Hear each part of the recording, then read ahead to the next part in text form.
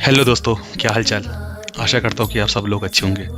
आज का हमारा टॉपिक है स्तुति, स्तोत्र, कवच, भजन, सहस्त्र नाम और अष्टकम।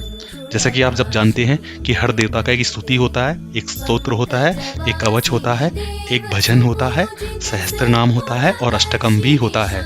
तो क्या ये सब चीज़ एक होते हैं या इनमें कुछ डिफरेंस होता है, और आखिर कब कब किस चीज़ का पाठ कब कब किया जाता है, किस किस सूरत में किया जाता है, आइए हम डिस्कस करते हैं अगली स्लाइड में।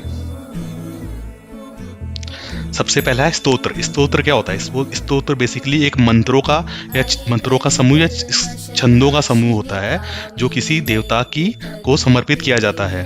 उदाहरण के तौर पे जैसे शिव तांडव स्तोत्र या विष्णु सहस्त्रनाम स्तोत्र। स्तोत्र बड़ा भी हो सकता है, छोटा भी हो सकता है, ठीक है। ये 300 मंत्रों का भी हो सकता है या श्लोकों का भी हो सकता है या फिर 1000 नामों का भी हो सकता है, ठीक है। यूजुअली इसको आप किसी भी टाइम, पूजा के टाइम आप इसको नॉर्मल जप कर सकते हैं। इसको ये देवता की प्रशंसा के लिए या देवता के नॉर्मल एक ध्यान के लिए भी किया जाता है, ठीक है। आगे करते हैं। सहस्त्र नाम सबसे इम्पॉर्टेंट होता है। और अगर आप देखेंगे, सहस्त्र नाम एक्चुअली एक माला मंत्र होता है। तो उसमें क्या होता है कि बहुत सारे नाम जो होते हैं एक ऐसे इस ऑर्डर में होते हैं कि जिससे वो एक मंत्र बन जाता है, 1000 नामों का एक मंत्र बन जाता है। तो सहस्त्र नाम बहुत पावरफुल होता है। किसी भी देवता का सहस्त्र नाम, जैसे विष्णु सहस्त्र नाम बहुत फेमस है, ललिता सहस्त्र नाम है, शिव सहस्त्र नाम है, गणेश सहस्त्र नाम है।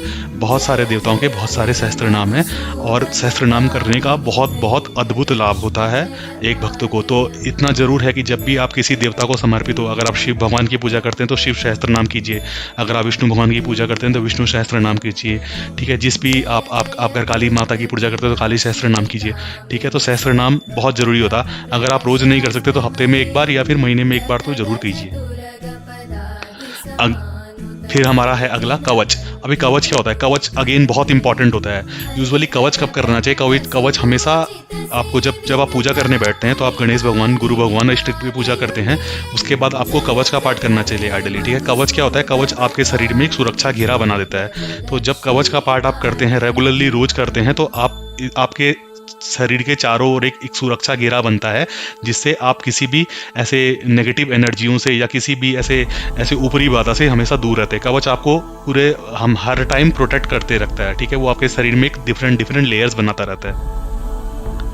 जैसे, और कवच किसका? कवच यूजुअली जो उग्र देवता हैं उनका कवच ज़्यादा इफेक्टिव होता है। जैसे कि भैरव कवच होता है, काली कवच होता है, लेकिन दुर्गा कवच, नारायण कवच, सूर्य कवच, ये भी इतने ही इफेक्टिव हैं।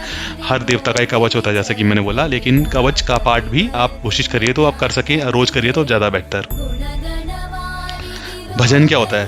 फिर हमारा भजन जो आपने सुना ही होगा। भजन बेसिकली जो ईश्वर के प्रेम और भक्ति में जब भी कुछ गाया जाता है तो उसको हम भजन बोलते हैं। जैसे कि आप भजन सुनते होंगे, भजन कीर्तन एक्चुअली एक ही होता है। जैसे मीराबाई के भजन हैं, कबीर दास के भजन हैं, या फिर कुछ भी नॉर्मली हर देवता का भजन तो होता ही है। जो भी कीर्तन या भजन में जो गाने होते हैं हमारे, जो भक्ति, और यूजुअली भजन में मंत्र या बीज वगैरह कुछ नहीं होता है। एक जनरली एक ही है। इसमें एक नॉर्मल क्या बोलते हैं, एक लोकल लैंग्वेजेस में होते हैं या फिर हिंदी लैंग्वेजेस में होते हैं। तो bhajan is in very simple form, जो हर कोई बोल सकता है, हर कोई गा सकता है, कहीं भी गा सकता है। स्तुति क्या होती है? स्तुति अगेन किसी देवता की जब हम प्रशंसा करते हैं और उनका महिमा का वर्णन करते हैं, ठीक है, तो इसको स्तुति बोलते हैं। स्तुति अगेन ज़्यादातर संस्कृत में होती है, हिंदी में भी होती है, लेकिन और स्तुति पुरानी भी होती हैं। और मतलब कोई भी, जैसे मैं भी कुछ स्तुति बना सकता हूँ किसी देवता की। आपने देखा होगा आदि शंकराचार्य ने बहुत सारी स्तुतियाँ बनाई हैं। बहुत सारे बड़े बड़े जो इनलाइटेंड बंदे थे या इनलाइटेंड पर्सन थे या हस्ती थे, उन्होंने कई सारी स्तुतियाँ क्या बोलते हैं, रचयिता रहे हैं बहुत सारे स्तुतियों के, ठीक है। आप जैसे देवी स्तुति होती है, शिव स्तुति होती है, विष्णु स्तुति होती है, ठीक है, हनुमान स्तुति होती है। तो ये स्तुति भी आप कर सकते हैं। स्तुति अगेन ऐसा आप स्त्रोत स्तुति या ऐसा कुछ या सहस्त्र नाम ऐसा कुछ कर सकते हैं। बट मतलब आप स्तुति यूजुअली छोटी होती है तो जल्दी हो जाती है। तो आप अगर आपको ज़्यादा टाइम नहीं मिलता पूजा करने तो स्तुति भी आप कर सकते हैं, ठीक है।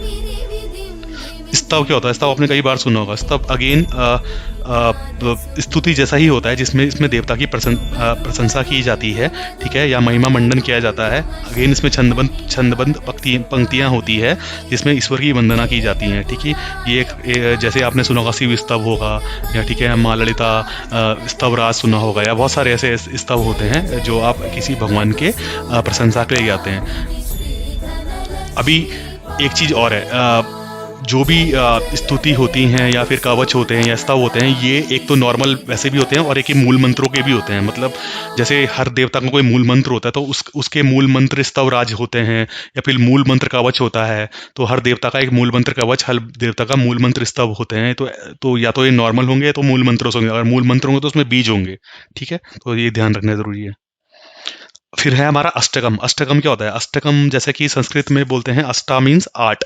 तो ये 8 छंदों या श्लोकों का बना एक भक्ति रचना या स्रोत तो होता है, ठीक है। इसमें क्या होता है कि बेसिकली अष्टकम मतलब अष्टकम यूजुअली तब गाया जाता है जब इंसान कभी परेशान में हो या परेशानियों में हो, या उसको बहुत ज़्यादा कष्ट हो रहे होंगे या पीड़ा हो रही हो। तो अष्टकम बेसिकली आपके कष्टों को हरने के लिए गाया जाता है। और अगेन हर देवता का अष्टकम होता है। आपने कॉमन सुना होगा, शिव अष्टकम काफ़ी फेमस हो है, लक्ष्मी अष्टकम बहुत फेमस है, गणेश अष्टकम भी काफ़ी लोग सुनते हैं। तो ये होता है, ठीक है। अष्टकम का प्रयोग बेसिकली बाधाएं दूर करने के लिए होता है। तो अभी आपको बेसिक डिफरेंस पता चल ही गया होगा। बेसिक डिफरेंस को पता चल गया होगा कि इन इन चीज़ों में क्या क्या डिफरेंस है। इसके अलावा भी कुछ कुछ चीज़ होते हैं, जैसे आपने सुना होगा 108 नामावली होती है, ठीक है।